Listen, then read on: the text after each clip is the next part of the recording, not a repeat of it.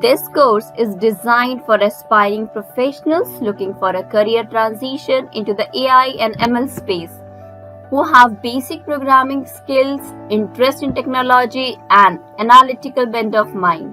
The learners will get acquainted with the fundamentals of AI, Python, machine learning, deep learning, natural language processing. This course will help you gain multiple skill sets. Each skill is covered in a form of a module. So let's check what modules do we have under this course. First module is Introduction to AI and ML. Module 2 is Python Essentials. Module 3 is Statistics. The Module 4 is Data Analysis and Manipulation Tools.